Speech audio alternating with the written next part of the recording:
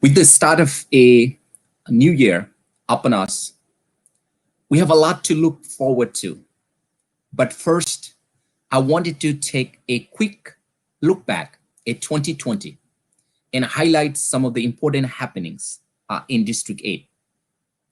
First, however, I would like to take this opportunity to thank all of our healthcare workers, first responders, and essential workers who have just been tremendous through the pandemic. Without your expertise and hard work, we would be far worse off. The pandemic has taken a lot from us.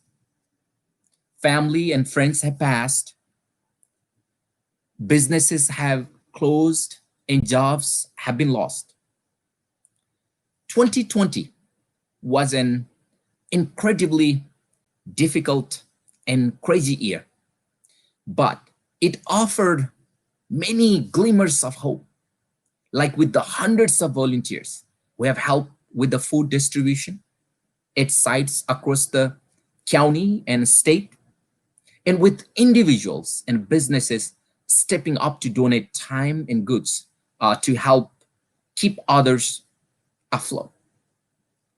While we have sadly seen some businesses shut their doors for good, we have also seen many businesses open despite the current climate, showing vigilance and toughness that is quintessentially American.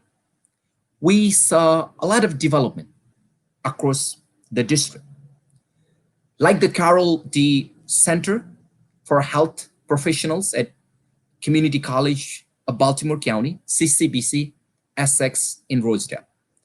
A 63 million investment, largely funded by the state and the county government.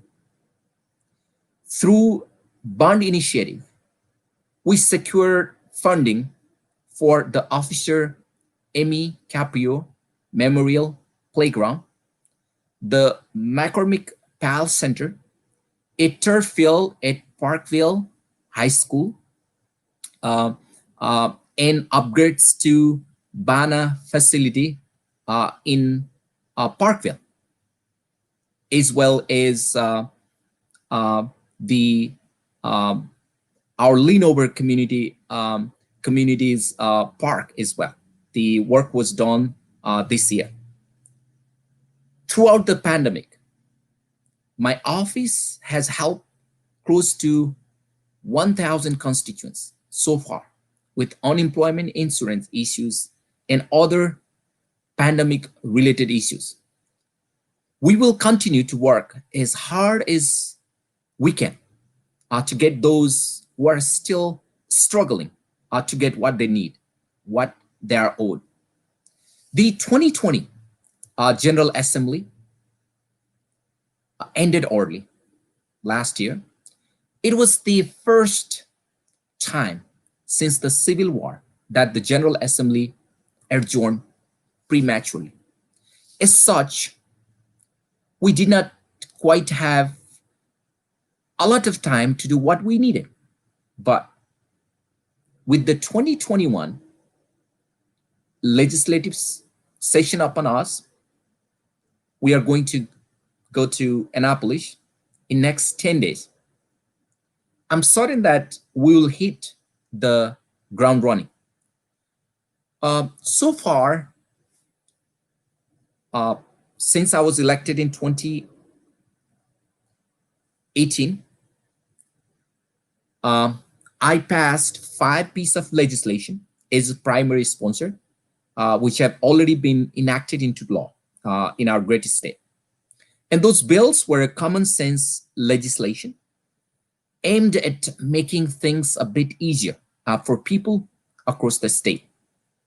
One piece of legislation helped cut red tape for physical therapist assistant, while another made learning tools for the deaf and hard of hearing more easily accessible.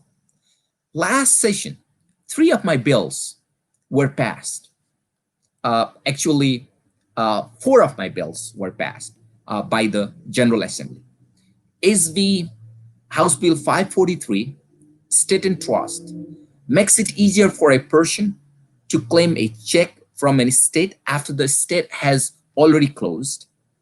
Another bill, House Bill 1229, a disposition of remain, that clarifies how an individual can authorize and decide the disposition of the individual's own body. Another bill, House Bill 1564, duties of peace officer and emergency facilities, requires the peace officer to notify a facility if an incoming patient before arriving, and alters who may request an officer stay with an attendee, while also giving priority to such cases. So I don't want to go in detail. You can visit our official website, Maryland General Assembly website, for the details about all the bills. For upcoming legislative session, I have 5 pieces of legislation already submitted so far.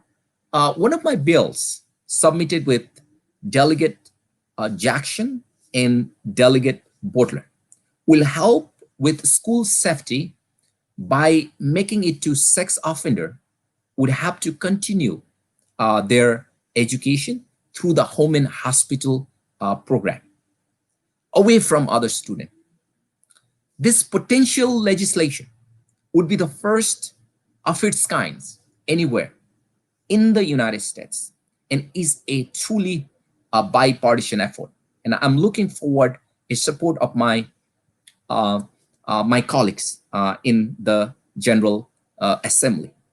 I also have legislation submitted regarding licensing for physical therapists, expanding early voting to 10 days, and increasing benefits for correctional facility workers in Baltimore County.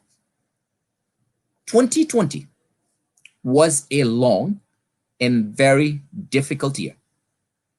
But with the vaccine distribution underway and the General Assembly about to reconvene, we will hopefully be able to overcome many of the challenges we currently face. It will take a lot of hard work and willingness to work across the aisle, but I assure you we are up to the challenge. I will continue to work hard for the people of Fullerton, Rosedale, Parkville, Perry Hall, Nottingham, Overley, Kearney, White Marsh, Loch Raven, and other areas of my district and beyond the district for our great state of Maryland. As always, if you have any question, comments, or concern, please reach out to my office. I'm one of the very independent voice in Annapolis. I believe if schools are better, hospitals are better, it is good for Democrat, Republican, or no party. We have quite a hill to climb, but we'll climb it together. I wish you all a happy, healthy in 2021, and I look forward to the start of the legislative session, and stay happy. Thank you so much. And again, Happy New Year.